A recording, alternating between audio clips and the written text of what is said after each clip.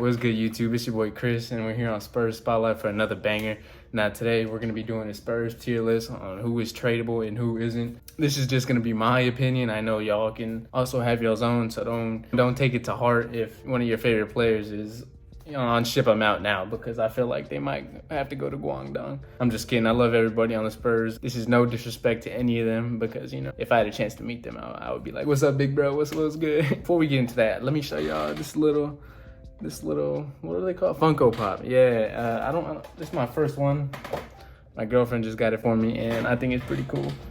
Now, starting off with Charles Bassey. Now, I don't know how I really feel about him yet. I haven't really got a good sample size of him. Pause, no Diddy. He's always injured, so I don't really know how to rank him. I think, honestly, for our team, I think he fits a little bit better than Zach Collins does. So I put him comfortable with trading, only because he's injury prone at this point. I don't know how many injuries he's had, but I'm pretty sure he had one last year too. Yeah, I'm pretty sure he had the knee injury, and then this year he tore his ACL. Before that, I think he was also hurt again. So yeah, I'm comfortable with trading him. Now moving on to Malachi Branham. Shout out to Malachi Branham, man. When a couple weeks after he was drafted, I saw him at Chick-fil-A, and I took a picture with him. So you know what I'm saying. If anybody asks, that's big bro right there. You know what I'm saying.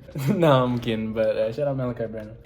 This is kind of hard, honestly. I'm comfortable with trading Malachi Branham too, only because the way the Spurs team's set up now, we don't really use him to his strengths. And I feel like he could be a valuable asset in a trade that could get us somebody else. Malachi Branham's more of a pick and roll, coming off a screen, try to, get into that little floater, mid-range action, and we have him spotting up on the three-point line, and that's just not really his game. On top of that, his defense is really bad. So I feel like he would just look better on another team where he could play a different role. Next, Champagnie. I'm going to move my boy Champagnie, you know what I'm saying, right here. I'm going to put Champagnie and prefer not to trade, but will if necessary, because I really like Champagnie. I don't think he'll be as good as Danny Green, but I think his archetype is Danny Green-esque. I think he could be a little 3-and-D wing off the bench, and also his finishing is nice. He has some secret bounce, secret athleticism to him. I've seen him catch a few posters. The one I remember specifically was in the summer league. So yeah, he has some bounce to him. I really like him, and the contract that we have him on, it's really nothing. So for what he can do, I think he could do a lot of the dirty work on the team. Sidy Cissoko. I'm not looking to trade Sidy Cissoko at all. I don't really know what Sidy Cissoko could get us right at this point. Like, I don't know. He could go in either or category. You know what I'm saying? Like, I don't want to trade him, but like if it's in a deal to get like Trae Young and Sidy Cissoko the last piece, I'll do it. I want to see him play before I could gauge whether I want to trade him or not, because I think he could be something serious. I think he has some talent to him. For right now, he's going to be not looking to trade. Maybe after the first season of watching him get to play, because he hasn't even got a chance yet. For now, we'll keep him in, not looking to trade. Next. My boy Zachary Collins. Zach Collins, man. Yeah, we're gonna do ship him out now. I don't see the fit with Zach Collins. He's not a good rim protector. Zach Collins don't rebound. He didn't shoot the ball good from three this season at all, and we needed him to do that. The post-ups really annoyed me. I don't know what it is about those post-ups, but every time they just clear out and give the ball to Zach Collins, I get that Pop loves running the offense out the post, but Zach Collins, I don't think he's the man for that. I just don't like Zach Collins at all. There's not personal. Watching Zach Collins play this year was really sad for me, because I was a believer in Zach Collins before the season started. I thought he could be that reinforcement for Wemby, but little did I know Wemby ain't need no reinforcement. He got it himself, honestly. We don't need the Collins crash out, so I think we should ship him out. Next, Devontae Graham. I think Devontae Graham's going to be getting cut or waived. If we cut him before a certain date, it's way less money, because if we don't cut him, we're going to have to pay like 12 mil or something. And so it'd be best if we just cut him now, so we're not having to pay that extra money for Devontae Graham, who Pop's not even playing. I'm going to put Keldon Johnson in comfortable with trading. I know we made that other video the other day talking about Keldon Johnson being traded. I don't think he's at ship him out. Yeah, I don't think he's that bad. It's also a thing with him. I don't really know what Keldon Johnson's value is. Like, what could we really get for Keldon Johnson? The only thing I could see is us going for Darius Garland. If you're not trading for Darius Garland, who are you trading for? But y'all let me know what y'all think Keldon Johnson's value is. These two columns right here are kind of confusing me, because both are not looking to trade. But this isn't untouchable. If I'm not looking to trade, is that untouchable? Or because I will still trade City Sissoko. Like if the price is right, obviously. I think it would just take more to get there. I don't think I'm looking to trade Jones either. I think he's solidified himself as the solid backup point guard. Once we get another guard in there, I think he'll look even better running the second unit, which is pretty good. I don't think his contract is that bad either. I think he signed an extension last season, so I think after next season, he'll need another contract. But yeah, Trey Jones could definitely run the second unit. Right here, my Sochi Bear. Is he untouchable? Is my Sochi Bear untouchable? I can't put him in untouchable, right? I can't do that. Me personally, I think Jeremy Sohan's here for the long haul. Hot take, put him in untouchable. I don't care. He's untouchable. I don't care what you're thinking behind the screen. You don't trade Jeremy Sohan. He's a part of the future. And you know what? Hot take right now, he's going to be an all-star, a Draymond Green type all-star.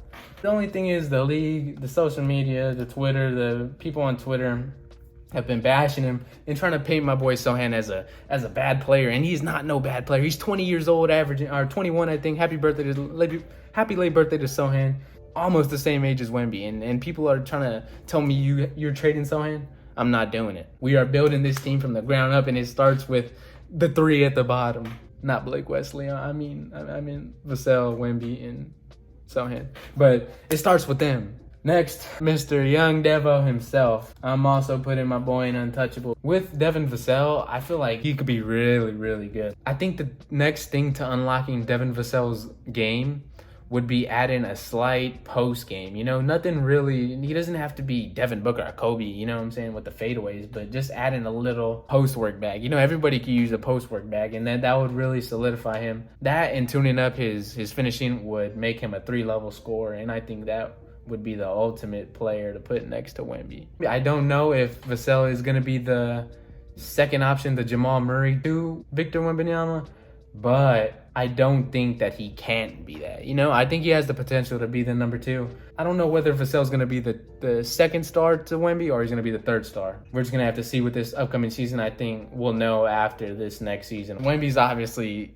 a generational talent. You don't trade him for anything. Like, I don't care what they offer you. I don't care if they try to give you 10 first-round picks. You don't trade Wemby. I don't care what they offer. It could be Jokic and 3 first-rounders. I'm not taking it. I'm letting Wemby play here, and he could go down as the greatest player of all time. And last but not least, my boy Blake Wesley. This one, I could see some people wanting to just ship him out, but I can also see some people not looking to trade him. I think I'm going to put Blake Wesley in the prefer not to trade, but will if necessary. If you draft another point guard, I don't know what you do with Blake Wesley. Can he become more of a 2 combo guard? I think he can. I think he could develop a 3-point shot and become a 2 guard, because he does have some nice off-ball cuts, and he can move without the ball really good, so I think he could eventually become a 2. Here's the overall chart. I got the big 3 up here, untouchable. Not looking to trade City Sissoko, basically because I want to see how his first real